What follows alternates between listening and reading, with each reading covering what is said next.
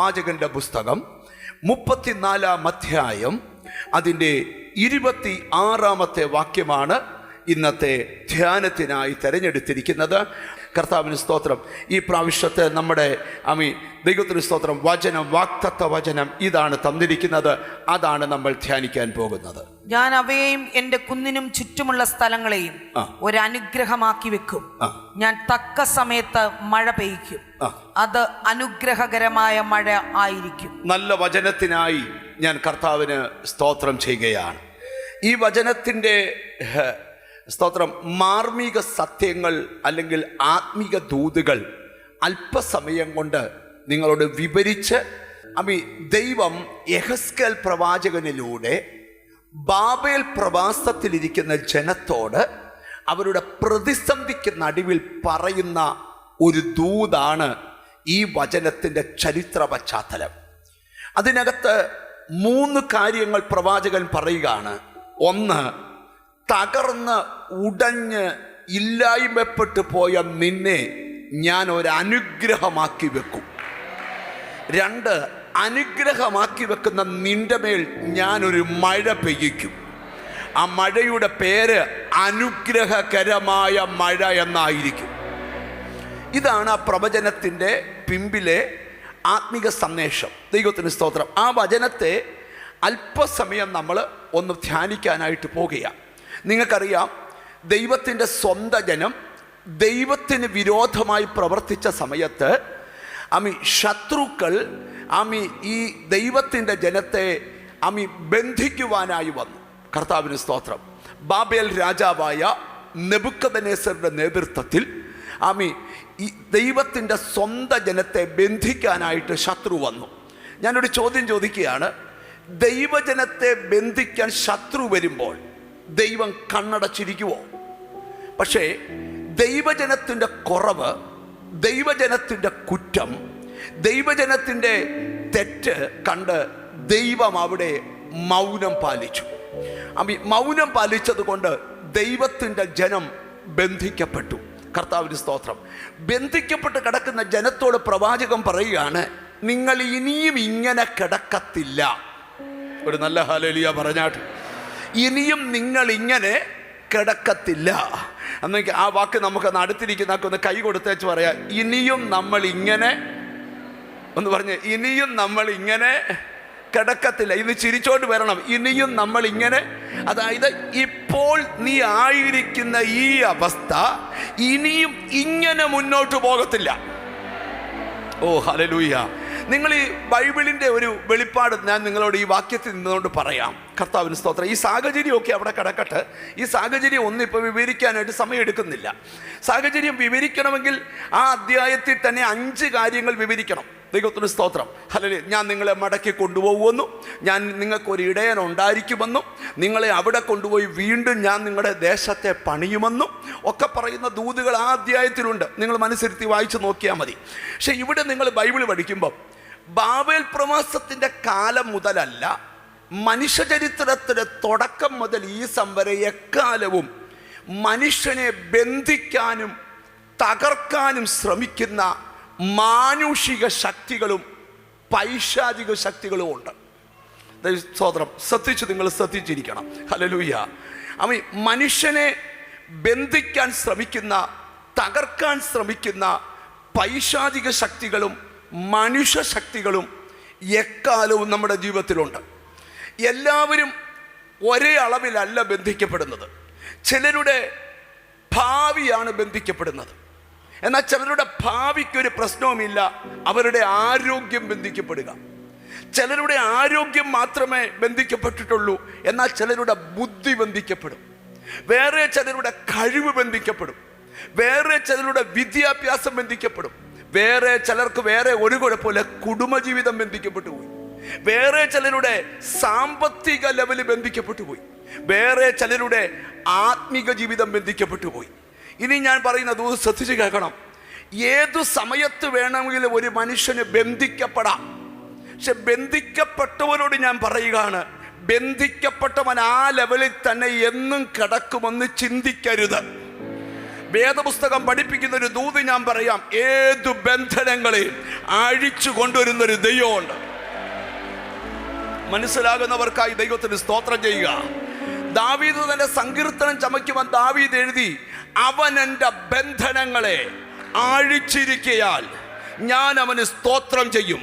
118 സങ്കീർത്തനം എഴുതി, അവർ തേനീച്ച പോലെ എന്നെ ചുറ്റി വളഞ്ഞു. അനേക ജാതികൾ എന്നെ വളഞ്ഞു, പക്ഷേ ഞാൻ യഹോവയുടെ നാമത്തിൽ അവരെ ഛേദിച്ചു കളഞ്ഞു. തേനീച്ച പോലെ വളഞ്ഞവർ മുൾത്തി പോലെ കെട്ടുപോയി. അപ്പൊ ഞാൻ നിങ്ങളോട് പറയാം, ബുദ്ധി ബന്ധിക്കപ്പെട്ടവർ, കഴിവ് ബന്ധിക്കപ്പെട്ടവർ, വിദ്യാഭ്യാസം ബന്ധിക്കപ്പെട്ടവർ, കുടുംബജീവിതം ബന്ധിക്കപ്പെട്ടവർ, സമ്പത്ത് ബന്ധിക്കപ്പെട്ടവർ, ഭാവി ബന്ധിക്കപ്പെട്ടവർ, ആ ബന്ധനത്തിൽ ഒതുങ്ങരുത്. ബന്ധിക്കപ്പെട്ട് കിടക്കുന്നവരെ വിടുവിച്ചെടുക്കുന്ന ഒരു ദൈവമുണ്ട്. ഓ ഹല്ലേലൂയ. ഇന്ന് ഈ മെസ്സേജ് കേൾക്കുമ്പോൾ ചിലരോട്, ഇപ്പോൾ നീ കടന്നു പോകുന്ന അന്തരീക്ഷം ദൈവം മാറ്റിത്തരും. എത്ര പേർ വിശ്വസിക്കുന്നുണ്ട് എന്ന് പറഞ്ഞാൽ, എന്നും നീ ബന്ധിക്കപ്പെട്ട് കിടക്കുകയല്ല, നീ ഉടഞ്ഞ നിന്നെ ഞാൻ പണിയാൻ പോകുകയാ. തകർന്ന നിന്നെ ഞാൻ ഉദ്ധരിക്കാൻ ഓ ഹല്ലേലൂയ, ഹല്ലേലൂയ. നിങ്ങൾക്കറിയാമോ, ഇത് പ്രവചിക്കുന്ന സാഹചര്യം കേൾക്കണം. സ്തോത്രം. പ്രവചിക്കുന്ന സാഹചര്യം ബൈബിളിലുണ്ട്. അത് വായിക്കാനുള്ള സമയം ഞാൻ എടുക്കത്തില്ല. ദൈവത്തിന് സ്തോത്രം. എന്നാലും ചില വാക്കുകൾ നിങ്ങളുടെ മനസ്സിലോട്ടൊന്ന് കൊണ്ടുവരാം. ദൈവത്തിന് സ്തോത്രം. അവരുടെ രാജ്യം നശിച്ചു, അവരുടെ ആലയം നശിച്ചു, അവരുടെ ദൈവത്തിന് സ്തോത്രം ഭാവി നശിച്ചു. ആരാധിക്കുന്നവർ ഇപ്പൊ കിന്നരങ്ങൾ അലരി വൃക്ഷത്തിൽ തൂക്കിയിട്ടേക്കുക. ഒരു പ്രത്യാശയ്ക്കും വകയില്ല. 137 സങ്കീർത്തനം പഠിക്കുമ്പം ബന്ധിക്കപ്പെട്ട് കിടക്കുമ്പോൾ ബന്ധിച്ചോണ്ട് വന്നവര് പറഞ്ഞു, സിയോൻ ഗീതങ്ങളിൽ ഒന്ന് നിങ്ങളൊന്ന് പാടാവോ? ഉടനെ അവര് പറയുക, സ്തോത്രം, ഹല്ലേലൂയ. നമുക്ക് ആ സങ്കീർത്തനം നമുക്കൊന്ന് എടുക്കണം. 137 സങ്കീർത്തനത്തിൽ നിന്ന് 1-2 വാക്യങ്ങൾ നമുക്കൊന്ന് വായിക്കണം. ബാബേൽ നദികളുടെ തീരത്ത് ഞങ്ങൾ ഇരുന്നു. സിയോനെ ഓർത്തപ്പോൾ ഞങ്ങൾ കരഞ്ഞു. അതിന് നടുവിലെ അലരി വൃക്ഷങ്ങളിന്മേൽ ഞങ്ങൾ ഞങ്ങളുടെ കിന്നരങ്ങളെ തൂക്കിയിട്ടു. എന്ന് പറഞ്ഞാൽ മനസ്സിലായോ? ആരാധിക്കേണ്ട കിന്നരങ്ങൾ ഇപ്പൊ അലരി വൃക്ഷത്തെ തൂക്കിയിട്ടേക്കുക. ഞങ്ങളെ ബദ്ധരാക്കി കൊണ്ടുപോയവർ, ഞങ്ങളെ ബന്ധിച്ചോണ്ട് വന്നവർ സിയോൻ ഗീതങ്ങളിൽ ഒന്ന് ഒരു സിയോൻ ഗീതം പാടാവേ. ഗീതങ്ങളെ ഞങ്ങളെ പീഡിപ്പിച്ചവർ സന്തോഷത്തെ ഞങ്ങളോട് ചോദിച്ചു. ഞങ്ങൾ യഹോവയുടെ ഗീതം അന്യദേശത്ത് ചോദിക്കുന്നു, യഹോവയുടെ ഗീതം ഞങ്ങൾ ഈ ബന്ധിക്കപ്പെട്ട അവസ്ഥയിൽ എങ്ങനെ പാടും? യെരൂശലേമേ നിന്നെ ഞാൻ മറക്കുന്നുവെങ്കിൽ, എന്റെ വലം കൈ മറന്നു പോകട്ടെ. നിന്നെ ഞാൻ ഓർക്കാതെ പോയാൽ. ഞാൻ ഇവിടെ ഇരിക്കുന്ന ചിലരോട് ഒരു ദൂത് പറയാം. ദൈവത്തിന് സ്തോത്രം. നിന്റെ ലൈഫിൽ എന്നും ഇങ്ങനെ കുരുങ്ങി കിടക്കത്തില്ലെന്നാ ദൂത്. പ്രവാചകം പ്രവചിക്കുക, ഞങ്ങൾ ഇവിടുന്ന് ദൈവം നിങ്ങളെ ഇവിടുന്ന് ഉദ്ധരിക്കും, എന്നിട്ട് നിങ്ങളെ തിരിച്ച് യെരൂശലേമിൽ കൊണ്ടുപോകും, യെരൂശലേം പണിയും, നിങ്ങളെ ആ ദേശത്ത് ഞാൻ ഒരു അനുഗ്രഹമാക്കി വെക്കും. ഈ വർഷം നടക്കാൻ പോകുന്ന ഒരു കാര്യം, നീ അനുഗ്രഹിക്കപ്പെടുക മാത്രമല്ല, നിന്നെ ഒരു അനുഗ്രഹമാക്കി വെക്കും ദൈവം. എത്ര പേർ വിശ്വസിക്കുന്നുണ്ട്? അനുഗ്രഹിക്കപ്പെടുക മാത്രമല്ല, നിന്റെ ദേശത്ത് ദൈവം ഒരു അനുഗ്രഹം. ഓ ഹല്ലേലൂയ. ഒരു ദിവസം ഞാൻ പ്രാർത്ഥിക്കുമ്പോൾ ദൈവം എൻ്റെ അടുക്കൽ വന്നിട്ട് പറഞ്ഞു, ജനത്തോട് പറഞ്ഞു, ഞാൻ എൻ്റെ ജനത്തെ ഒരു അനുഗ്രഹമാക്കി വെക്കാൻ പോവുക. ഇന്നും എൻ്റെ കാതുകളിൽ ആ ശബ്ദമുണ്ട്. ആരോടാ പ്രവചിക്കുന്ന? ബന്ധിക്കപ്പെട്ടവനോട്. ആരോടാ പ്രവചിക്കുന്ന? തകർന്നവനോട്. ഞാൻ ഇന്ന് ഇവിടെ ഇരിക്കുന്ന ചിലരോട് ദൂത് പറയാം. ആർക്കുമില്ലാത്ത ഈ വിപത്ത് എനിക്കെന്താന്ന് ചോദിക്കുന്ന നിന്നോടാ ദൈവത്തിന്റെ ദൂത്. നിന്നെ പണിയാൻ ദൈവത്തിന് പ്ലാൻ ഉണ്ട്. ഓ ഹല്ലേലൂയ. ഞാൻ ഈ മെസ്സേജ് പറയുമ്പോൾ പറയാം, നീ ജനിച്ചിട്ട് ഇതുവരെ നടക്കാത്ത ചില ദൈവ പദ്ധതി നിന്നെ കുറിച്ച് ദൈവത്തിനുണ്ട്. ആ പല പദ്ധതികളും ഫുൾഫിൽ ചെയ്യുന്ന ഒരു വർഷമായിരിക്കും 2026. ഓ, തിരിച്ചറിയുന്നവർക്കായി ഞാൻ ദൈവത്തിന് സ്തോത്രം ചെയ്യുക. ഞാൻ ഇവിടെ ഇരിക്കുന്ന ചിലരോട് പ്രവചിച്ചു പറയുക, നീ തകർന്നതാ, ഞാൻ സമ്മതിക്കുന്നു. നീ ബന്ധിക്കപ്പെട്ടതാ. നിങ്ങൾക്കറിയാമോ, ബൈബിളിൽ ബന്ധിക്കപ്പെട്ട് കിടക്കുന്നവനുള്ള ദൈവത്തിന്റെ മനോഭാവം കൂടെയാണെന്ന് പറയാം. അവൻ എന്നും ബന്ധിക്കപ്പെട്ട് കിടക്കുകയല്ല. ബാബേൽ രാജാവ് ബന്ധിച്ചോണ്ട് പോയപ്പോ തന്നെ അവനെ എന്ന് പുറത്തിറക്കണം എന്നുള്ള ഡേറ്റ് ദൈവം കുറിച്ചു വെച്ചു. ഒരാമയും പറയണം. ഞാനിവിടെ ഇരിക്കുന്ന ചിലരോട് പറയാം, നിന്നെ കുറിച്ച് ദൈവം കുറിച്ചു വെച്ച ഡേറ്റാ ഇന്ന് പ്രവചിക്കുന്നത്. ഓ ഹല്ലേലൂയ. നീ പ്രതീക്ഷിച്ചിരുന്നത് എന്തൊക്കെയോ വരാൻ പോകുന്നു. നീ ആഗ്രഹിച്ചിരുന്നത് എന്തൊക്കെയോ നടക്കാൻ പോകുന്നു. നീ പ്രാർത്ഥിച്ചുകൊണ്ടിരുന്നത് എന്തോ നിറവേറാൻ പോകുന്നു. നിങ്ങൾക്ക് ആ ഒരു വിഷൻ കാണാൻ പറ്റുമോ? Jesus Jesus. നിങ്ങൾ ശ്രദ്ധിക്കാം, നിങ്ങൾ എത്ര വലിയ ബന്ധനത്തിലാകട്ടെ, ഞാൻ ചിലരെ കണ്ടിട്ടുണ്ട്. ഹല്ലേലൂയ. ആമീൻ. ഞാൻ കണ്ട 1-2 ഭാഗങ്ങൾ നിങ്ങളോട് പറയാം. ഒരിക്കല് സ്തോത്രം, ഒരു ഫാമിലി ഞാൻ പരിചയപ്പെട്ടപ്പം ആ ഫാമിലിയിലെ മകനെ മീറ്റിങ്ങിന് കൊണ്ടുവന്നിരിക്കുക. എന്നോട് പറഞ്ഞു, പാസ്റ്ററെ, താഴെ കാറേൽ അവനുണ്ട്, അവന് നടന്നു കയറാൻ പറ്റത്തില്ല, അവൻ സ്പോർട്സിൽ ഓട്ടക്കാരനാ, വീണ് ഓടി അവൻ്റെ മുട്ടിൻ്റെ ചിരട്ട പൊട്ടിപ്പോയി. സ്തോത്രം. അതുകൊണ്ട് അവന് ഓടാൻ പറ്റത്തില്ല, നടക്കാൻ പറ്റത്തില്ല. സ്തോത്രം. താഴെ കാറേ ഇരിക്കുക. ഞാൻ കാറെ ചെന്നിവന് വേണ്ടി പ്രാർത്ഥിക്കുക. ഒരു അംബാസഡർ കാറ് ഈ മോനെ കൊണ്ടിരുത്തിയിരിക്കുക ബോംബെയിൽ. ഞാൻ ചെന്ന് പ്രാർത്ഥിക്കുമ്പം അവൻ്റെ അമ്മ എന്നോട് പറയുക, പാസ്റ്ററെ, ഡോക്ടർ പറഞ്ഞേക്കുന്ന ഇവന് ഓടത്തില്ലെന്നാ. പക്ഷെ പാസ്റ്റർ, ഞാൻ സ്വപ്നം കണ്ടു ഇവന് വീണ്ടും ഓട്ടത്തിൽ ട്രോഫി കിട്ടിയെന്നു. കണ്ടോ? ഞാൻ പറയുന്നത്, നീ ബന്ധിക്കപ്പെട്ടതല്ല വിഷയം, ബന്ധിക്കപ്പെട്ട വിഷയത്തിൽ ലഭിക്കുന്ന വിഷനാ വിഷയം. ഒരാമീൻ പറഞ്ഞാട്ടെ. എന്നോട് ദൈവം പറയുന്നു, ശത്രു വൃത്തം വരച്ച പല വീടിനകത്തും ഇരിക്കുന്ന നിനക്ക് വിഷൻ തരാൻ പോവുക. ഓ ഹല്ലേലൂയ, ഹല്ലേലൂയ. നീ പ്രതീക്ഷിച്ചു കഴിഞ്ഞവ ഈ വർഷം നടക്കുമെന്ന്. പക്ഷെ ദൈവം പറഞ്ഞ അല്ല, അടുത്ത വർഷം അത് നടത്തിയിരിക്കും. സ്തോത്രം. നോക്കിയേ, ഞാൻ ഇവനെ ഒന്ന് നോക്കും, ഇവന്റെ കാല് ഇത്ര വീർത്തിരിക്കുക. സ്തോത്രം. ഞാൻ അന്ന് അവനെ കണ്ടേ പിന്നെ ഇതുപോലൊരു 19 വയസ്സുള്ള മോനെ ഞാൻ കഴിഞ്ഞ ദിവസം തിരുവല്ല ചർച്ചിൽ കൊണ്ടുവന്ന് കണ്ടു. അവന് ക്യാൻസർ വന്നിട്ട് അവൻ്റെ കാലും ഇതുപോലെ മുട്ടൊക്കെ 2 മുട്ടിന് അത്രയും വലിപ്പമുണ്ട്. കർത്താവിന് സ്തോത്രം. ഇന്നും ഞാൻ ആ മോന് വേണ്ടി പ്രാർത്ഥിച്ചുകൊണ്ടിരിക്കുക. തിരുവല്ല ചർച്ചിൽ കണ്ടേ ആ പൈതലിന് വേണ്ടി. എപ്പം പ്രാർത്ഥിക്കാണ്ടിരുന്നാലും അവൻ്റെ മോഹം എൻ്റെ മുമ്പിൽ വരും.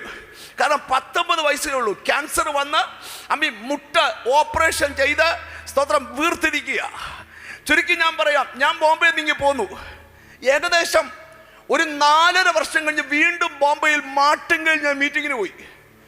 അവിടെ പ്രസംഗിക്കാൻ ചെന്നപ്പോൾ ജീസസ് ഹല്ലേലൂയ, യോഗം കഴിഞ്ഞപ്പോൾ എന്നോട് പറഞ്ഞു, പാസ്റ്ററെ, പരിചയമുള്ളൊരു വീട്ടിലാണ് ഫുഡ്. സ്തോത്രം. നോക്കിയപ്പം ഒരു ചെറുക്കൻ കാർ ഓടിച്ച് വന്നേക്കുന്നു. എന്നെ വന്നിട്ട് കൈ എടുത്തിട്ട്, പാസ്റ്ററെ, എന്നെ അറിയാവോ? ഞാൻ പറഞ്ഞില്ല. 4 വർഷം മുമ്പ് കാറെ ഇരുത്തി പ്രാർത്ഥിച്ചൊരു ചെറുക്കനെ അറിയോ? ഞാൻ പറഞ്ഞു, അറിയാം. അവനാ ഞാൻ.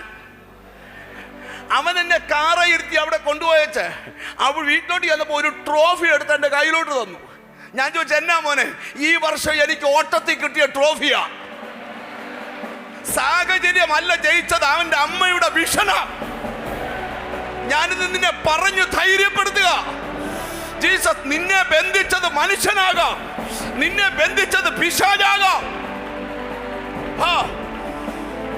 ബൈബിളിലെ ഒരു ചോദ്യം ചോദിച്ചേ, യേശു ഒരിക്കൽ ചോദിക്കുക, സാത്താൻ 18 വർഷം ബന്ധിച്ച അബ്രഹാമിന്റെ മകളായ ഇവിടെ ബന്ധനം അഴിച്ചുവിടേണ്ടതല്ലയോ എന്ന് പറഞ്ഞ ഇവൾ ഇങ്ങനെ കിടന്നാ മതിയോ? പുതിയ പൗലോസ് കാരാഗ്രഹത്തിനകത്ത് കൈയടിച്ച് ആരാധിക്കുക. ആ അധ്യായത്തിനൊരു വാക്യമുണ്ട്, അവന്റെ ചങ്ങല അഴിഞ്ഞു വീണു. ഒരു ദൂത് ഞാൻ നിങ്ങളോട് ഇന്ന് രാത്രി പറയാം, നീ കിടക്കുന്ന അവസ്ഥ ബന്ധനമുള്ളതാണെങ്കിൽ നിന്നെ പണിയാൻ ദൈവം തീരുമാനിച്ചിട്ടുണ്ട്. ഉടഞ്ഞതാണെങ്കിൽ നിന്നെ പണിയാൻ. ഞാൻ ഈ വർഷത്തിന്റെ ഒരു ദൂത് പറയാം.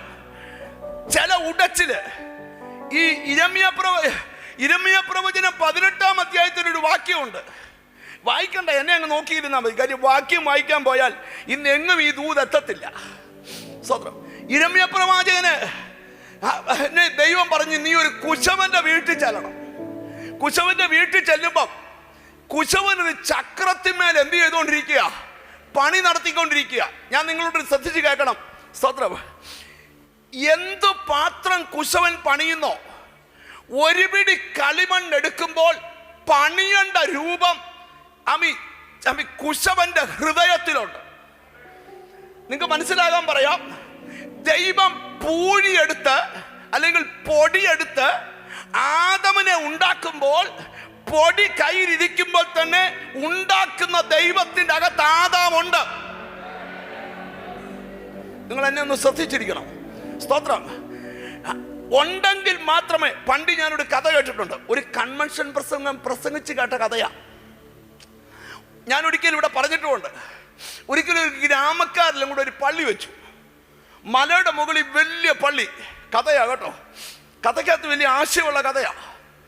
വലിയ പള്ളി വെച്ചു, നല്ല വെള്ള പെയിന്റൊക്കെ അടിച്ചു. അപ്പൊ ഗ്രാമത്തിൽ നിന്ന് നോക്കുമ്പോൾ പള്ളി കാണണം. പക്ഷെ പണി കഴിഞ്ഞപ്പോഴാ മനസ്സിലായ പള്ളിയുടെ സൈഡില് ഒരു വലിയ പാറ നിപ്പുണ്ട്. ആ പാറ കൊണ്ട് ഗ്രാമക്കാർക്ക് പള്ളി ചൊവ്വ കാണാൻ പറ്റത്തില്ല. ഗ്രാമക്കാരെല്ലാം വലിയ ദുഃഖത്തിലായി. അവർ ഈ പാറ പൊട്ടിക്കാൻ തീരുമാനിച്ചു. പാറ പൊട്ടിക്കാൻ വിദഗ്ധന്മാരെ വിളിച്ചിരുന്നപ്പോൾ അവര് പറഞ്ഞു, ഇത് പൊട്ടിച്ചാൽ പള്ളിക്ക് കേടുവരും. ഇപ്പം നമുക്ക് അല്ലാതെ പൊട്ടിക്കാനുള്ള സാമഗ്രികളൊക്കെ ഉണ്ട്. അവര് വലിയ ദുഃഖത്തിലായി. ഒരു ദിവസം ആ വഴി ഒരു ശില്പി വന്നു. ശില്പി ചോദിച്ചു, എന്തുവാ നിങ്ങളുടെ വിഷമം? അവര് പറഞ്ഞു, ഈ പാറ മാറണം. പുള്ളി പറഞ്ഞു, പേടിക്കണ്ട, പാറ ഞാൻ മാറ്റിത്തരാം. അയ്യോ, എങ്ങനെ? നിങ്ങൾ ആരും അങ്ങോട്ട് വരരുത്, പാറ മാറ്റാൻ പോവാ. പുള്ളി വലിയ പ്ലാസ്റ്റിക് കൊണ്ട് വലിയ ടെന്റ് ഉണ്ടാക്കി. എന്നിട്ട് അകത്ത് കയറി കല്ലുളി കൊണ്ടും ചുറ്റിക കൊണ്ടും പണി തുടങ്ങി. തട്ടും മുട്ടുമൊക്കെ കേൾക്കാം ആൾക്കാർക്ക്. ഒരു ദിവസം രാവിലെ ഗ്രാമത്തിലുള്ള എല്ലാവരും വിളിച്ചു പറഞ്ഞു, എല്ലാവരും വന്നാട്ട്. പാറ മാറി.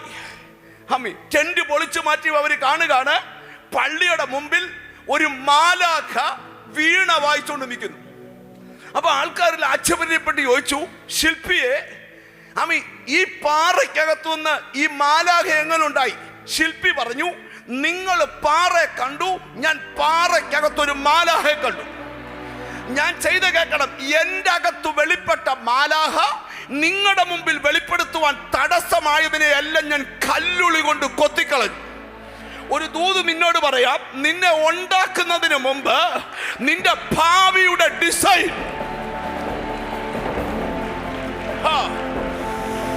തിരിച്ചറിവുള്ളവരെ സ്തോത്രം ചെയ്യാവൂ.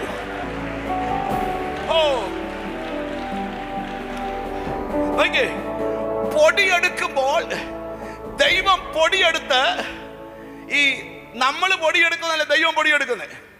നമ്മൾ ഗോതമ്പ് പൊടി കുഴച്ച് ചപ്പാത്തി ഉണ്ടാക്കുന്നവരാ, അല്ലയോ? സഹോദരന്മാരും വേണ്ടുന്നില്ലല്ലോ. നിങ്ങളാരും ചപ്പാത്തി ഉണ്ടാക്കിയിട്ടില്ലയോ? ഇല്ലയോ? ഇപ്പൊ എങ്ങനാ പറയുന്നതെന്ന് വിചാരിച്ചാ കൈ പൊക്കാത്തെ. ചപ്പാത്തി ഉണ്ടാക്കിയിട്ടില്ലയോ? ചപ്പാത്തി ഉണ്ടാകാൻ ഗോതമ്പ് പൊടി എടുത്ത് എന്തോ ചെയ്യണം? വെള്ളം ഒഴിച്ച്, വെള്ളം ഒഴിക്കാതെ ഗോതമ്പ് പൊടി കുഴച്ചാൽ ചപ്പാത്തി ഉണ്ടാവോ? കുഴയ്ക്കുന്ന നീ കുഴി. പക്ഷെ ദൈവം പൊടിയെടുത്ത് കുഴച്ചാൽ, ലോഡ്, ആ പൊടിയെടുത്ത് കുഴയ്ക്കുന്നത് എവിടെ എഴുതിയിരിക്കുക? എന്തുവാകുമെന്നറിയോ? ജീസസ്. അവന്റെ അകത്ത് വെളിപ്പെട്ട രൂപം വെളിവരിക.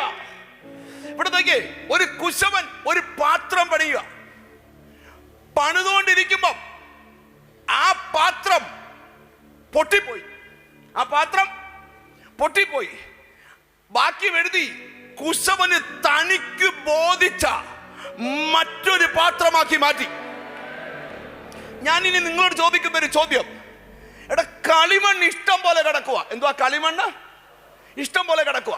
ഈ പൊട്ടിയ പാത്രം എടുത്ത് ദൂരെ ഇട്ടാച്ചേ വേറൊരു പുതിയ പാത്രം, അത് ദൈവത്തിന്റെ സിസ്റ്റത്തിലില്ല. തമ്പുരാൻ ഇഷ്ടം പൊട്ടിയതിനെ പണിയുന്നതാ. ഒരാമീൻ വരുന്നില്ല. ഞാൻ ഇന്ന് ഇവിടെ ഇരിക്കുന്ന ചിലരോട് പ്രവചിക്കാം, നീ പൊട്ടിയപ്പോൾ ചിലര് ചിരിച്ചു, നീ ഉടഞ്ഞപ്പോൾ ചിലര് ചിരിച്ചു. എന്നാൽ അവര് നോക്കി നിൽക്കെ തന്നെ നിന്റെ ഉടച്ചിലിനെ കൃപ കൃപ കൃപ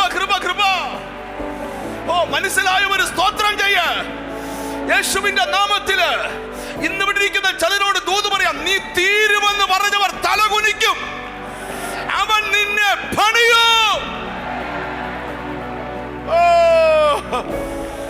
ഓ യേശുവിന്റെ നാമത്തില് ഞാൻ അടുത്തിരിക്കുന്ന ആളെ തൊട്ടേച്ച് പറ, ദൈവം പണി തുടങ്ങുവാന്ന് പറ.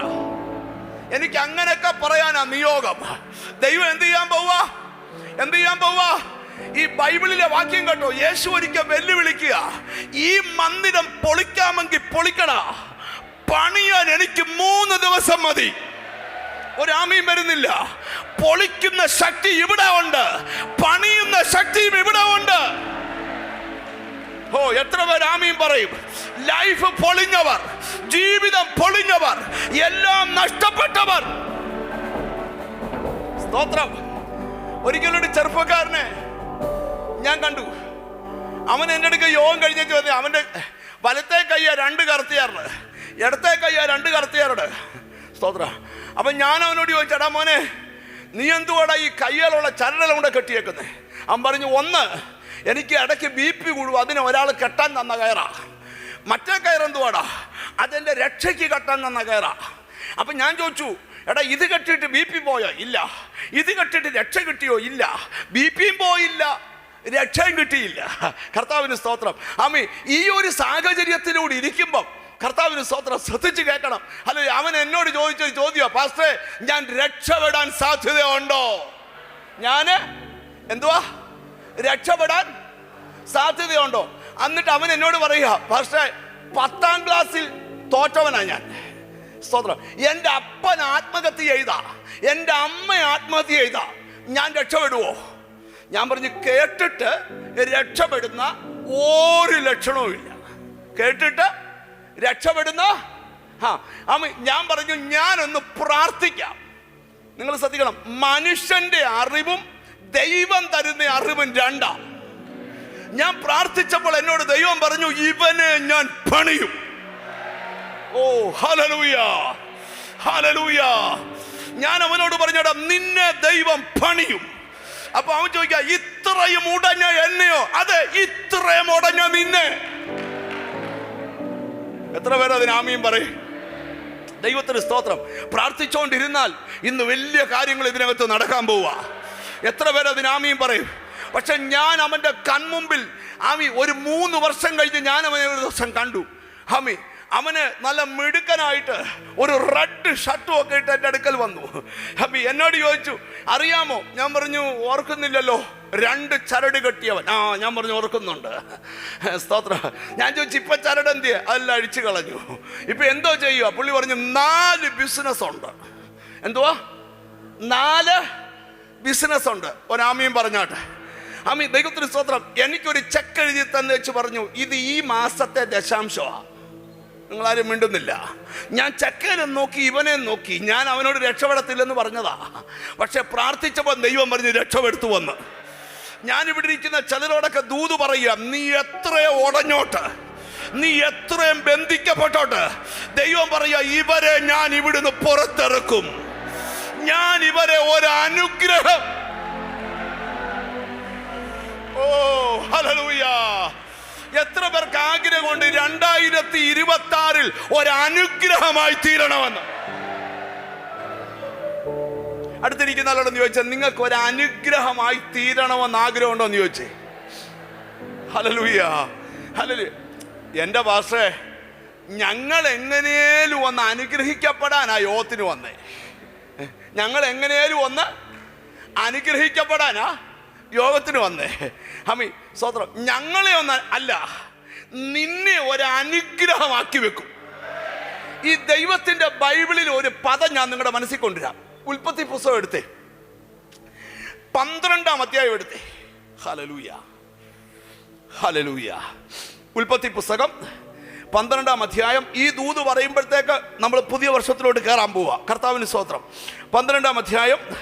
കർത്താവിന് സ്തോത്രം. അതിനകത്തുനിന്ന് നമ്മളൊരു വാക്യം ശ്രദ്ധിക്കാൻ പോവുക. 12ാം അധ്യായം 2ാം വാക്യത്തിന്റെ ഒടുവിൽ 3 തുടങ്ങുന്നതിന് തൊട്ട് മുമ്പ് പറയുന്ന പദം, നീ ഒരു അനുഗ്രഹമായിരിക്കും. അബ്രഹാമിനോട് ദൈവം കുറെ കാര്യങ്ങൾ പറഞ്ഞു. അബ്രഹാമേ, നീ ഒരു അനുഗ്രഹമായിരിക്കും. നീ ഒരു അനുഗ്രഹമായിരിക്കും. ഇന്ന് നമ്മൾ പ്രവചിക്കാൻ പോവാ. എത്ര പേർക്ക് ഇന്ന് വചനം പ്രവചിക്കാൻ ആഗ്രഹമുണ്ട്? അടുത്തിരിക്കുന്ന ആളെ ഒന്ന് നോക്കി വെച്ച് പറയാം, നീ ഒരു അനുഗ്രഹമായിരിക്കും. ഓ ഹല്ലേലൂയ. ഇന്ന് ഇവിടുന്ന് പോകുമ്പോൾ പ്രവചിച്ചോണ്ട് പോകണം. ജീസസ്, അടുത്ത വർഷം നമ്മൾ ഈ ചർച്ചിനകത്ത് വന്നു കയറുമ്പോൾ നീ പറയണം, കഴിഞ്ഞ വർഷം ഞാൻ ഒരു അനുഗ്രഹമായി. ഓ യേശുവിന്റെ നാമത്തില് നിന്റെ മേൽ ഈ ദൂത് ഏറ്റെടുക്കുന്നവന്റെ മേൽ ഒരു മഴ പെയ്യാൻ പോവുക. അതൊരു അനുഗ്രഹകരമാ. ഓ ഹല്ലേലൂയ, ഹല്ലേലൂയ, ഹല്ലേലൂയ. ജീസസ്, എന്തുമാണ് ആ മഴ പെയ്യുമ്പോൾ നടക്കാൻ പോകുന്ന കാര്യം? ഞാൻ ഇവിടെ ഇരിക്കുന്ന ചിലരോട് പറയാം, സ്വതന്ത്ര ഒരു സാധ്യതയില്ലെന്ന് നിന്റെ മനസ്സും പറയുന്നു. പക്ഷെ ദൈവം പറയാ, ഞാൻ പണിയും. എന്നിട്ട് എവിടെ നീ ഉടഞ്ഞോ ആ സ്ഥലത്തു തന്നെ നിന്നെ ഒരു അനുഗ്രഹമാക്കി.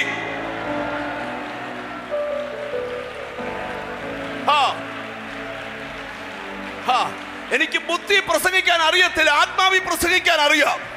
ഞാൻ ഇപ്പോഴും ദൈവത്തിന്റെ ശബ്ദം കണക്റ്റായി കേൾക്കുക. 2026 നീ ഒരു അനുഗ്രഹമായിരിക്കും. ഓ ലോർഡ്, എവിടൊക്കെയോ ചെതറിയതെല്ലാം ഒന്നിക്കാൻ പോവുക. അകന്നു പോയതിനെ ചിലര് പറഞ്ഞില്ലയോ ഗതികേട് മാറത്തില്ലെന്ന്. ഇന്ന് ഞാൻ പ്രവചിക്കുക, ഗതികേട് നിങ്ങളുടെ അകത്തൊരു തീ വ്യാപരിക്കട്ടെ യേശുവിന്റെ നാമത്തില്. യേശുവിന്റെ സംതിങ് എന്നോട് ദൈവാത്മാ പറയും, എന്തോ നടക്കാൻ പോകുന്നു. എനിക്ക് ആത്മാവിൽ ഒരു കാര്യം മനസ്സിലാകുന്നു. ജീസസ്, ദൈവത്തിന്റെ ജനമേ, നീ ഇപ്പോൾ കിടക്കുന്നത് ബന്ധനത്തിലാണ്. പക്ഷെ നിന്നെ ഇവിടുന്ന് അഴിക്കാൻ പോവാ ഞാൻ. എന്നിട്ട് തകർന്ന യെരൂശലേമിൽ തന്നെ നിന്നെ ഞാൻ കൊണ്ടുചെല്ലും, അതിനെ പുനഃസ്ഥാപിക്കും.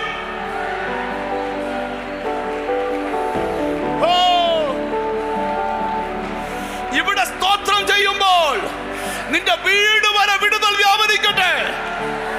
ഒരു മഴയുടെ മുഴക്കം എനിക്ക് ആത്മാവിൽ കേൾക്കാം. യെസ്, ജനമേ, മഴയ്ക്കായി യഹോവയോട് അപേക്ഷിപ്പീൻ.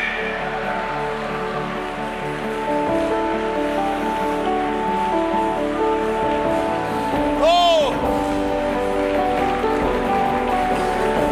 അനുഗ്രഹത്തിന് അധിപതിയെ സ്തുതിപ്പാടാം.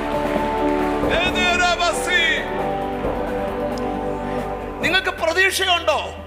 നിങ്ങളെ ഒരു അനുഗ്രഹമാക്കി ദൈവം വെക്കുന്ന ഒരു സീസൺ വരിക. നിങ്ങളെ ദൈവം എന്താക്കാൻ പോവാ? ചിലർക്ക് ചോദിക്കും, നീ എന്താകുമെന്ന് എനിക്കൊന്ന് കാണണം. ദൈവം പറയാ, ആ വാശി എനിക്ക് കൊണ്ടിന്ന്. നിന്നെ എന്താക്കാൻ പറ്റുമെന്ന് എനിക്കറിയാം.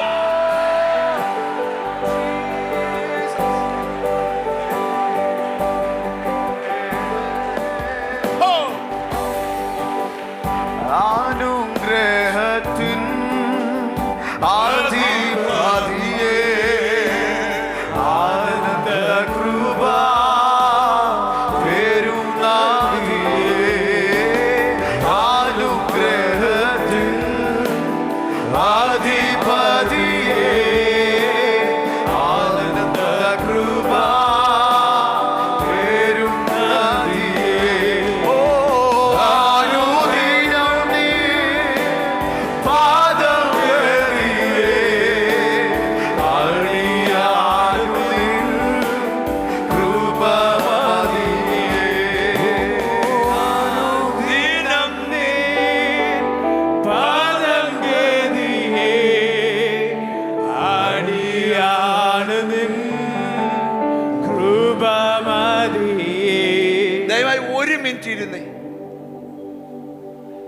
എനിക്കത് പറഞ്ഞില്ല, എൻ്റെ അകത്തുനിന്ന് ആ വീർപ്പ്. നിങ്ങൾ ആരും പോകല്ലേ, പാടാൻ പോവാ ഇവിടെ.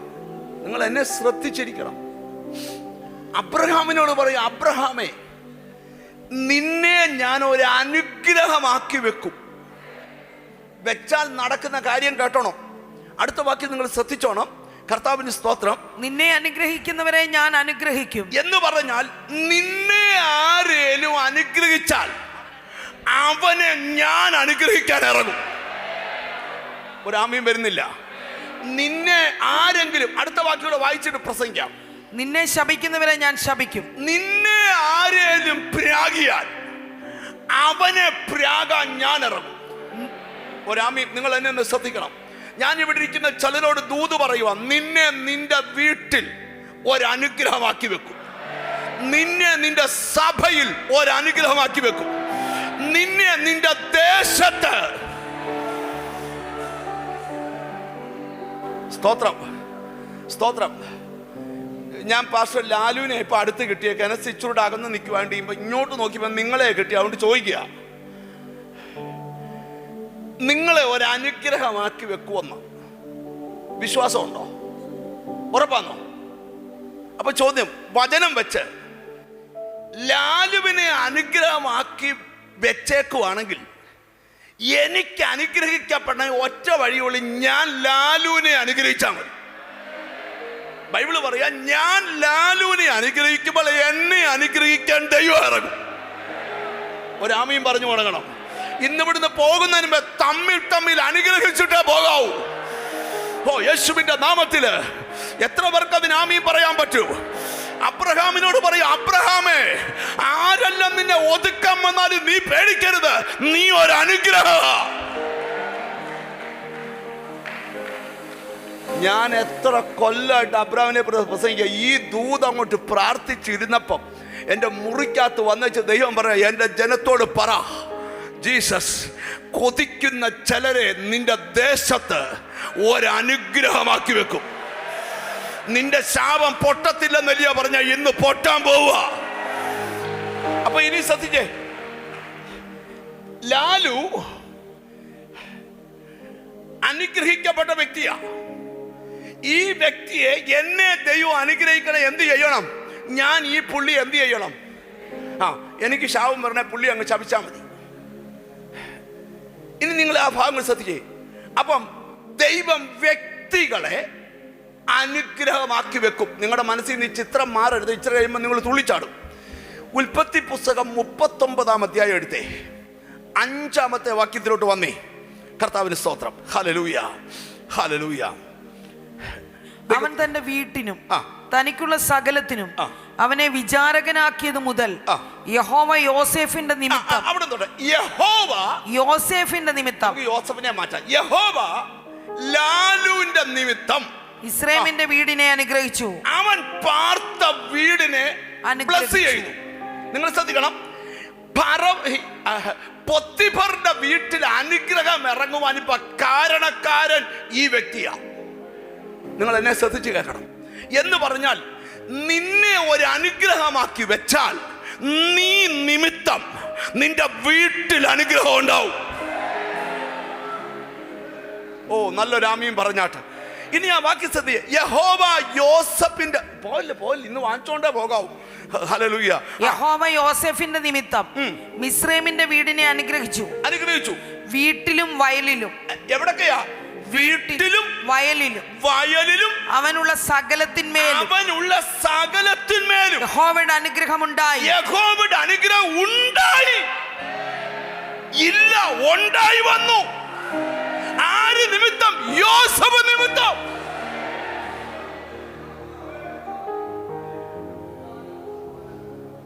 കാക്കാശിന് കൊള്ളത്തില്ലെന്ന് വിധി പറഞ്ഞവനെ തമ്പുരാൻ ഒരു അനുഗ്രഹമാക്കി അങ്ങ് വെച്ചു. ഇപ്പൊ അവൻ നിമിത്തം അവൻ വീട്ടിൽ കയറിയപ്പോ മുതൽ പൊത്തിഫറിന്റെ വീട്ടിൽ നന്മ, വയലിൻ നന്മ, വീട്ടിൽ നന്മ, സകലത്തിലും നന്മ. അപ്പൊ ചോദ്യം, അന്നേരം ആ പുള്ളിക്കാരത്തി എഴുന്നേറ്റല്ലോ. പല പുള്ളിക്കാരത്തി എഴുന്നേക്കും. കാരണം ഇവൻ അനുഗ്രഹത്തിന്റെ കലവറയാ. നിന്നെ എത്ര ബന്ധിച്ചാലും ബന്ധിക്കാൻ വരുന്നവൻ ബന്ധിക്കപ്പെടുക അല്ലാതെ നീ ബന്ധിക്കപ്പെടുകയല്ല. എന്റെ ജനമേ, ഞാൻ നിന്നെ ഒരു അനുഗ്രഹമാക്കി വെക്കും.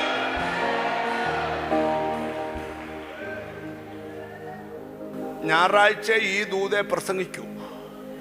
കാരണം ഇത് എനിക്ക് എൻ്റെ ഉള്ളിൽ വെളിപ്പെട്ട ദൂതിൻ്റെ ഒരു ഭാഗം പോലും ആയില്ല. അപ്പൊ മനസ്സുകൊണ്ടൊന്ന് പറഞ്ഞേ, ദൈവം എന്നെ ഒരു അനുഗ്രഹമാക്കി വെക്കാൻ പോവാ. നിങ്ങൾക്ക് കുറച്ച് ദിവസമായിട്ട് മനസ്സിലാകുന്ന ഒരു കാര്യമുണ്ട്.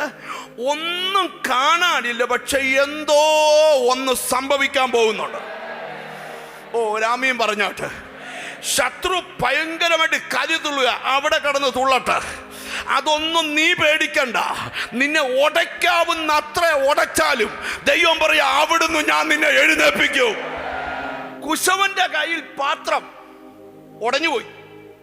ഈ ഉടഞ്ഞ പാത്രത്തെ കുശവൻ പറയുക, ഇതിനെ തന്നെ ഞാൻ മറ്റൊരു പാത്രമാണ്. ജീസസ് ഈ ലാലു പ്രസംഗിച്ച് പറഞ്ഞിട്ടുണ്ട്. ലാലു പണ്ട് കരോട്ടയായിരുന്നില്ലയോ? ഭയങ്കര കരോട്ടക്കാരനായിരുന്നു. അപ്പൊ പുള്ളി വിചാരിച്ചു കരോട്ട ബ്ലാക്ക് ബെൽറ്റ് കൊണ്ട് പുള്ളി ഒരു പ്രസിദ്ധനാന്ന് വിചാരിച്ചപ്പോൾ തമ്പുരാൻ ആ പാത്രം അങ്ങ് ഉടച്ചു. അത് കഴിഞ്ഞ് പുള്ളിക്കാരൻ നേരെ അമേരിക്കയിൽ പോയി പഠിച്ചു. ഇല്ലയോ? അമേരിക്ക പഠിച്ചില്ലയോ? അമേരിക്ക കൂടാന്ന് വിചാരിച്ചപ്പോൾ ആ പാത്രത്തിന്റെ വക്കും ദൈവം അങ്ങ് ഉടച്ചു. എന്നിട്ട് പുള്ളി എന്തോ ചെയ്തെന്നറിയാമോ? നാട്ടിൽ കൊണ്ടുവന്ന് ഒരു നല്ല, ഇപ്പോഴും പുള്ളിയുടെ ഷേപ്പ് എന്തുവാന്ന് വന്നിട്ടില്ല. പക്ഷെ ദൈവം പറയാ, ഞാൻ പണിതാൽ എന്റെ പ്ലാൻ പ്രകാരം പണിയും. ഈ കുടത്തിന്റെ പണി പറയാനായി ഇദ്ദേഹത്തെ എക്സാമ്പിൾ ആയിട്ട് എടുത്തേ. ഇപ്പൊ വലത്ത് കൈക്ക് കിട്ടിയോണ്ട് എടുത്തതാ. കർത്താവിന് സ്വന്തം. നിങ്ങൾ എന്നെ ശ്രദ്ധിച്ചിരിക്കണം. അപ്പം നീ എത്ര ഉടഞ്ഞാലും ആര് പണി? ഒന്ന് പറ. ദൈവം പണി. ഇനി പറയുന്നത്, നിന്നെ ഒരു അനുഗ്രഹമാക്കി വെച്ചിട്ട് ദൈവത്തിന് സ്വന്തം. എന്നിട്ട് ദൈവം പറയുകയാണ്, അനുഗ്രഹമാക്കി വെക്കുമെന്ന് ഞാൻ പ്രസംഗിക്കും. 3-4 വാക്യം എടുത്ത് പ്രസംഗിക്കണം. അത് ഞാൻ വേറെ ദിവസം അടുത്ത ആഴ്ച തന്നെ പ്രസംഗിക്കാം. ഇപ്പൊ അടുത്ത ദൂതിലോട്ട് വരാം. ഞാൻ നിങ്ങളുടെ മേലൊരു മഴ പെയ്യിക്കും. ഞാൻ നിങ്ങളുടെ മേൽ എന്തുവാ? അടുത്തിരിക്കുന്ന ആളെ തൊട്ടേച്ച് പറയാം, നിങ്ങളുടെ മേലൊരു മഴ പെയ്യിക്കും. ഒന്ന് പറഞ്ഞ നിങ്ങളുടെ മേലൊരു, ഒന്ന് പറഞ്ഞ നിങ്ങളുടെ മേലൊരു മഴ. എത്ര പേര് അതിന് ആമീൻ പറയും? സെക്കരിയ പ്രവാചകന്റെ പുസ്തകം 10-ാം അധ്യായം 1-ാം വാക്യം പഠിക്കുമ്പോൾ, യഹോവയോട് മഴയ്ക്കായി അപേക്ഷിപ്പീൻ. യഹോവയോട് എന്തിനാ? മഴയ്ക്കായി. അപ്പൊ മഴ പെയ്യാൻ പ്രാർത്ഥന വേണം. ഇപ്പൊ നിന്നെ അനുഗ്രഹമാക്കി വെച്ചു, ഇനിയും നിന്റെ പേരൊരു മഴ പെയ്യാൻ പോവാ. ആ മഴയുടെ പേര് ബൈബിള് പറയുക, അത് അനുഗ്രഹകരമാ. ഓ, യേശുവിന്റെ നാമത്തിൽ. അതെന്താ മഴയായിരിക്കും? അനുഗ്രഹകരമായ മഴ. ചിലരോട് ദൂത് പറയാ, 2026 മുഴുവൻ നിന്റെ കുടുംബത്തിൽ നിന്ന് പെയ്യണമത്. ഇടിച്ചു കുത്തി പെയ്യ. മനസ്സിലായി വരുന്നുണ്ടോ? ഏലിയാവ് പറയുന്ന ഒരു കാര്യമുണ്ട്, അടഞ്ഞ ആകാശത്തെ പ്രാർത്ഥിച്ച് ഞാൻ തുറക്കും, പൂട്ടിയിട്ട. നിങ്ങൾക്ക് വല്ല മനസ്സിലായി വരുന്നുണ്ടോ? ജനമേ, മഴയ്ക്കായി പ്രാർത്ഥിക്ക. യഹോവ മിന്നൽ പിണർ ഉണ്ടാക്കുന്നു.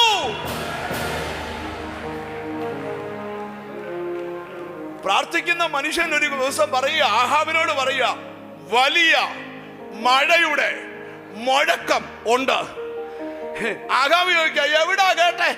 ഉത്തരം, നിനക്ക് കേൾക്കാൻ പറ്റുകയില്ല, പക്ഷെ എനിക്ക് കേൾക്കാം. അല്പ ദിവസം കഴിഞ്ഞ് പെയ്യാൻ പോകുന്ന മഴയുടെ മുഴക്കം പ്രാർത്ഥിക്കുന്നവന് കേൾക്കാം. ഈ ദൂത് കേട്ടോണ്ടിരിക്കുമ്പോൾ 2026 ജനുവരി തൊട്ട് നിന്റെ സാഹചര്യങ്ങൾ ഓ ഹല്ലേലൂയ. എവിടെ ഒരു തീ വ്യാപരിക്കട്ടെ, എവിടെ ഒരു ഇന്നിവിടുന്ന് പോകുന്നതിന് മുമ്പ് ഒരു മഴ പെയ്യണം.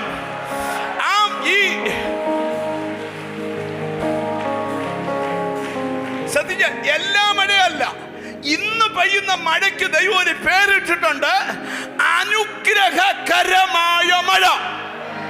എന്തുവാണ് എന്ന് പറഞ്ഞാൽ, ഈ മഴയ്ക്കകത്ത് നിനക്കൊരു അനുഗ്രഹം ഉണ്ട്. നിന്റെ സന്തതി എന്ന് പറഞ്ഞ ഈ ബൈബിൾ നിങ്ങൾ പഠിക്കണം. ഇനി അത് പറയാൻ പോയാൽ എങ്ങും എത്താൻ പറ്റത്തില്ല. എന്നാലും ഒരു 5 മിനിറ്റ് ശ്രദ്ധിക്കണം. ഈ ഉണങ്ങിക്കിടക്കുന്ന പ്രതലത്തിൽ ഒരു മഴ പെയ്യുമ്പോൾ അറിയാം ഈ മണ്ണിനകത്ത് വല്ലതും ഉണ്ടോന്ന്. ഈ മണ്ണ് കുറെ നാൾ കൊണ്ട് ഇങ്ങനെ ഉണങ്ങി കിടക്കുക. ഈ ഉണങ്ങി കിടക്കുന്ന മണ്ണിനകത്ത് നിന്നായി പാട്ടൊക്കെ വരുന്നേ. മനസ്സിലായോ? ഈ മണ്ണ് പറയുന്നേ, എടാ നമ്മളെല്ലാം മണ്ണാ, നീ വജ്രമാണെന്ന് വിചാരിച്ചാന്നോ ഇരിക്കുന്നേ? മണ്ണാന്ന് അറിയത്തില്ലയോ? ആകെയൽപ്പ നേരം മാത്രം ഒന്ന് പാടി കൊണ്ടുപോയച്ചേ. മനസ്സിലായില്ലോ? ഇപ്പം വല്ല ലൂയിസ് ഫിലിപ്പിന്റെ ഉടുപ്പൊക്കെ വാങ്ങിച്ചിട്ടുണ്ടെങ്കിൽ ഇട്ടോണം. പിടികിട്ടിയോ? വല്ല പോച്ചമ്പുള്ളിയൊക്കെ വാങ്ങിച്ചു വെച്ചിട്ടുണ്ടെ ഉടുത്തോണം. നിങ്ങൾ എന്നെ ശ്രദ്ധിക്കണം. കാരണം എന്നാ, ചാവുമ്പം നിനക്ക് 110 രൂപയുടെ ഒരു വെള്ളപ്പുതപ്പും തന്ന് കുട്ടിക്കുറാടെ പൗഡറും പെർഫ്യൂം തന്നങ്ങ് വിടുക.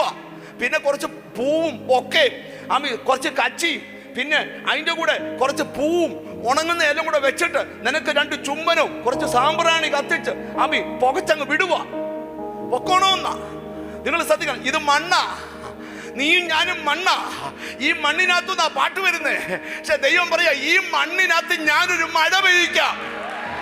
അന്നേരം ഈ വേടിന്റെ വിത്തുമല്ലോ ഈ മണ്ണിനകത്ത് ഉണ്ടെങ്കിൽ, ഇനി എന്നെ നോക്ക, 2 പദം പറയുമ്പോ നിങ്ങൾക്ക് മനസ്സിലാവും. അയ്യോ പോവല്ലേ, മണ്ണ് പോവല്ലേ, ഇങ്ങോട്ട് നോക്ക. അവേ ഈ മണ്ണിനകത്ത് വിത്ത് ഒത്തിരി കിടപ്പുണ്ട്, ഇല്ലയോ? ഇല്ലയോ? ഈ നിങ്ങൾക്കറിയോ, ഓരോരുത്തരും പ്രസംഗിക്കുന്ന ദൂത് നമ്മൾ ഇവിടുന്ന് പോകുമ്പം പോവും. പക്ഷെ വേറൊരു ദൂത് പറയുമ്പോൾ ഇതെല്ലാം നമ്മുടെ അകത്ത് തിളച്ച് കയറി. ഈ മണ്ണിലുണ്ട് ഇതെല്ലാം. പിടികിട്ടിയോ? അപ്പം നിങ്ങൾ ഈ മഴ പെയ്ത് കഴിയുമ്പോൾ പിന്നെ 21 ഇരിക്കണോ കിളിക്കാൻ? പറ കർത്താവേ, പോരാട്ടങ്ങൾ പൊട്ടി ഈ മണ്ണിനകത്ത് കിടക്കുന്ന വിത്തെല്ലാം കിളിക്കണമെന്ന് പ്രാർത്ഥിക്കണോ? വേണ്ട. മണ്ണിനകത്ത് പെയ്താൽ ആരുടെ അനുവേദം വേണ്ട, വിത്ത് കിളിച്ചിരിക്കും. ഓ യേശുവിന്റെ നാമത്തില്, ഓ യേശുവിന്റെ നാമത്തില്, യേശുവിന്റെ നാമത്തില്, യേശുവിന്റെ നാമത്തില്. ഓ ഇന്ന് പ്രാർത്ഥിച്ച് യഹോവയോട് മഴയ്ക്കായി അപേക്ഷിച്ച്. ഓ യേശുവിന്റെ നാമത്തില്. ഒരു കൃഷിക്കാരൻ മഴയ്ക്കായി ദീർഘക്ഷമയോടിരിക്കുന്ന പോലെ നീ മഴയ്ക്കായി കാത്തിരിക്ക. എന്നെ ശ്രദ്ധിച്ചിരിക്കണം. ആയിരക്കണക്കിന് ആൾക്കാർ ലോകത്തിന്റെ പല ഭാഗത്തിരിപ്പുണ്ട്. നീ ജനുവരി സാക്ഷി പറയും, ജനുവരി പറയും, ഫെബ്രുവരി പറയും, മാർച്ചിൽ പറയും, കൈതാടാ മോനെ, ഏപ്രിൽ പറയും, മെയ് പറയും, അടുത്തിരിക്കുന്ന ആൾ പറയും, ജൂണിൽ പറയും. എന്നെ നോക്കൂ, ജൂലൈ പറയും, ലൈവിൽ കാണുന്നവരോട് സെപ്റ്റംബറിൽ പറയും, മോളെ ഒക്ടോബറിൽ പറയും, കുഞ്ഞ് നവംബറിൽ പറയും, ഡിസംബറിൽ പറയും. എന്താ പറയും? മണ്ണിനകത്തുനിന്ന്. അന്നേരം നീ പറയും, ഈ മഴയുടെ പേര്, ഈ മഴയുടെ പേര്, ഈ മഴയുടെ പേര്. ഓ എന്റെ കാതില ശബ്ദം അടിക്കുക, എന്റെ കാതില ശബ്ദം അടിക്കുക. നിന്റെ രക്തബന്ധങ്ങൾ നിന്നിച്ച മണ്ണില്, നിന്നെ മോശക്കാരനാക്കിയ മണ്ണില്, ഓ ഹല്ലേലൂയ.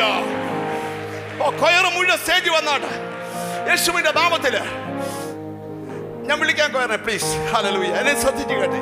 ഹല്ലേലൂയ. ഇവിടെ ഇരിക്കുന്ന ചിലരോടൊക്കെ പരിശുദ്ധാത്മാവ് ദൂത് പറയുക. ജീസസ്. ഹല്ലേലൂയ. ഇന്ന് വലിയ കാര്യം നടക്കാൻ പോവാ. വന്നേ തീർന്നില്ല, അബദ്ധമായോ? വന്നേ. നോക്കിയേ, ഈ മണ്ണിനകത്ത് എന്താ കിടപ്പുണ്ട്? വിത്ത്. എന്താ കിടപ്പുണ്ട്? വിത്ത്. വിജയഞ്ജലി പറഞ്ഞ കിടപ്പുണ്ട്, അനി ജോർജ് പറഞ്ഞ കിടപ്പുണ്ട്, ജോഷി പറഞ്ഞ ഇവിടെ വന്നവര് മുഴുവൻ പറഞ്ഞ സാധനം എവിടെ ഉണ്ട്? നീ മറന്നുപോയെന്നാ പറഞ്ഞത്. ഇന്നലെ പറഞ്ഞ ഓർക്കുന്നത്, പക്ഷെ സമയത്ത് നീ ഓർക്കും. സമയത്ത് അർദ്ധരാത്രി ഉറങ്ങുമ്പോ നീ അതിന്റെ കാര്യം ഉണ്ടോ? വിത്ത് കിടക്കുക. ഇനി ഈ വിത്ത് കിളിക്കണേ എന്തോ ചെയ്യണം? ഒരു മഴ പെയ്യണം. എന്തോ പെയ്യണം? ഇന്ന് രാത്രി ഒരു ദൂത് പറയാം. കിളിർക്കത്തില്ലെന്ന് പറഞ്ഞവന്റെ മുമ്പിൽ നിന്നെ കിളിർപ്പി.